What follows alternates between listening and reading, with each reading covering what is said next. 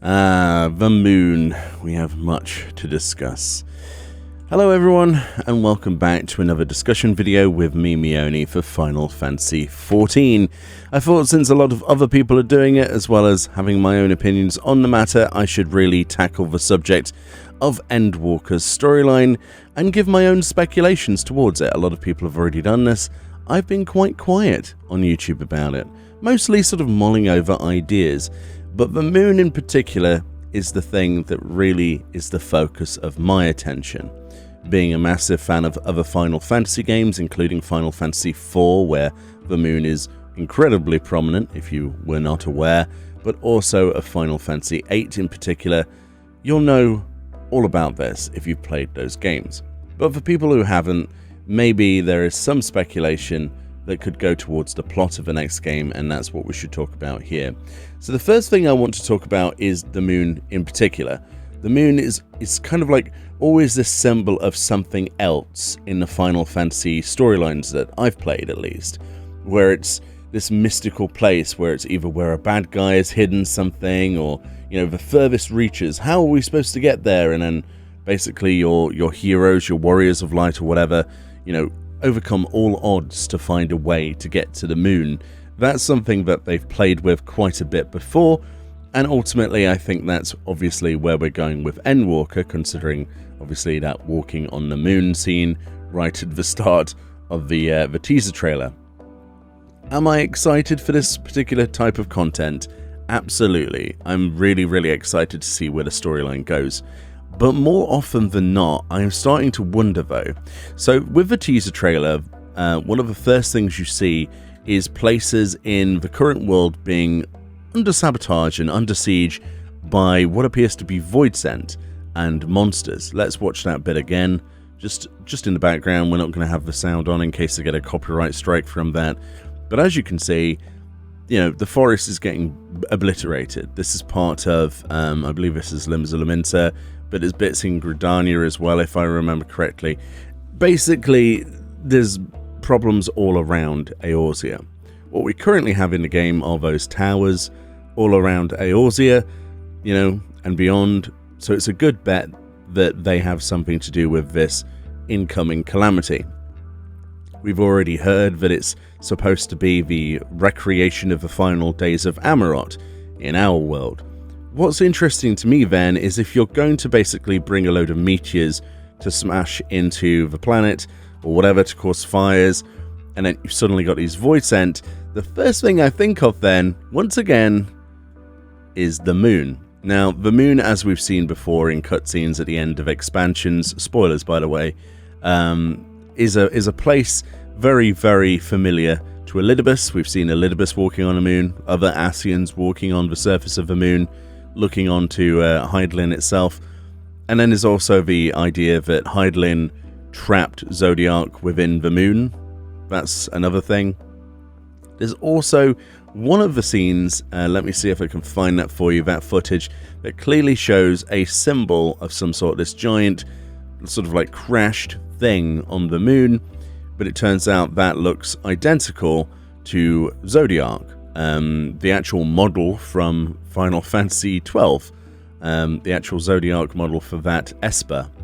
So there's that as well. The other speculation is that, you know, Zodiac would be inside the moon, if anything. Like, it's a little bit like the whole Bahamut thing, right? With Dalamud, it's basically kind of like a prison, right? It's a moon prison where you keep things, and maybe that's where Zodiac is, deep within the moon itself. But I don't think we're going to be seeing the moon be destroyed or anything like that. I don't think it's going to be Ruby-esque where you've suddenly got a smashed moon in the middle of your sky. I could be wrong.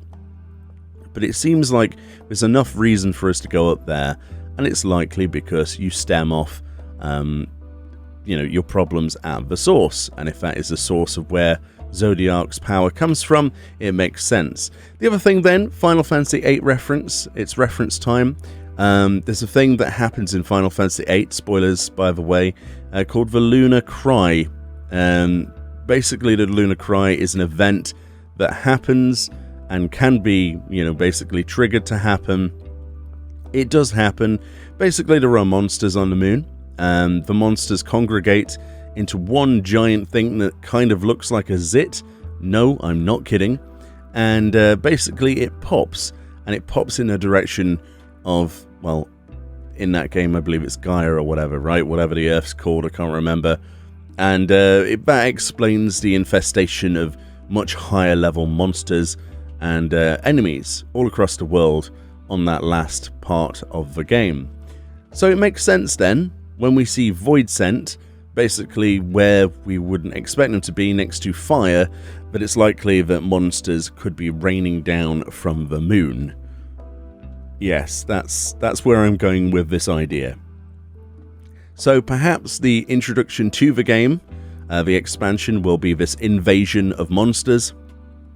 Reports of, maybe the towers themselves that are strategically placed are actually all, starting that trigger for the actual lunar cry itself, and then ultimately that's the once everyone's distracted, they can really just destroy the world as fast as possible, enact Zodiac's will. Fandaniel seems all about destruction. Xenos is clearly up for the idea and has let him do what he wants to with the Empire, just so he can have one last battle with you.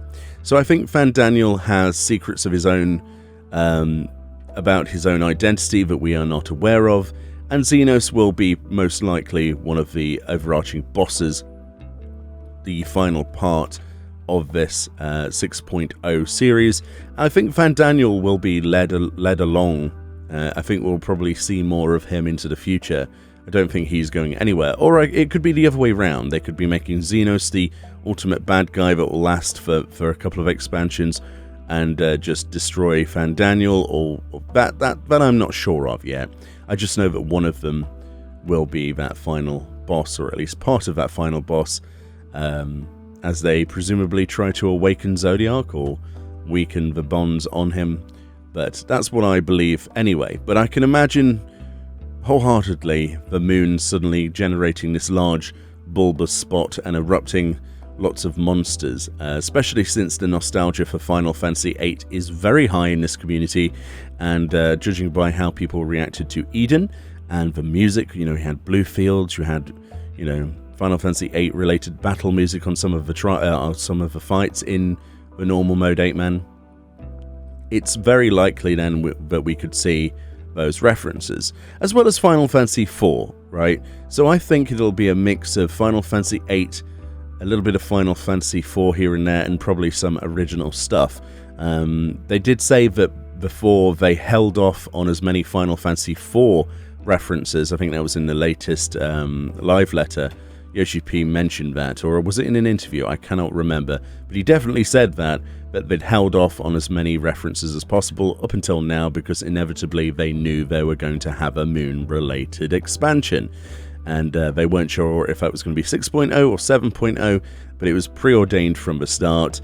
And since this game, Final Fantasy XIV, tries to cover as much of those other games as possible in terms of reference and nostalgia and bosses and stuff, then it makes perfect sense that we would probably see an amalgamation of those two concepts from those two games, which are so prominently evolved around, the idea of the moon being something more than just a moon in the sky.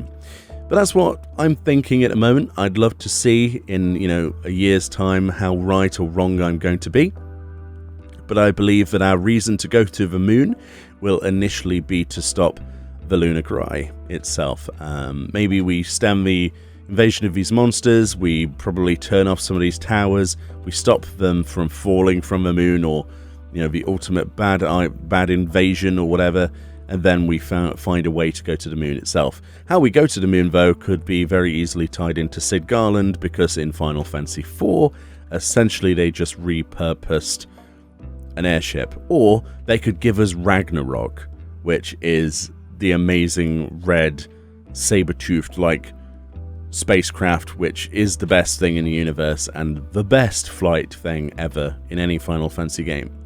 It's way better than an airship, and I would love to see Sid Garland come up with his latest invention, Ragnarok. That would be rather epic, but we'll have to wait and see on that. See how much of this I'm right about, how much I'm wrong about, and how much is actually original in this expansion. That's going to be the key point there, because I know they're trying to make their own mark on the world as well, especially considering the new Alliance raid will not be a collaboration effort. It will be an original story to 14, which is very cool, and same goes for the 8-man as well. They seem to be wanting to put their own mark on their own little storyline now, and that's good. But there'll be a fair few references, I imagine, to the other games as we go, especially 4 and 8. Much love. Let me know what you think about this. If you think I'm completely off the rails and that there's no possible way they would do the Lunar Cry, who knows? And at the end of the day, who will be right? Who will be wrong? There are no wrong answers. Speculation's wonderful. Share with me some of your own. Open my eyes to the possibilities you might have conceived, and I'll see you all next time. Much love. Take it easy. Take care. And whatever you plan to do, may it be a good day. Bye-bye. Now I'm going to continue staring at the moon, thinking about the Lunar Cry and how epic it would be to have the Ragnarok just go and fly past. I'm probably going to do some more relic farming, to be honest, but there we go. I can dream. I can dream. Relics on the moon, calling it now. Oof. That'd be fun, actually.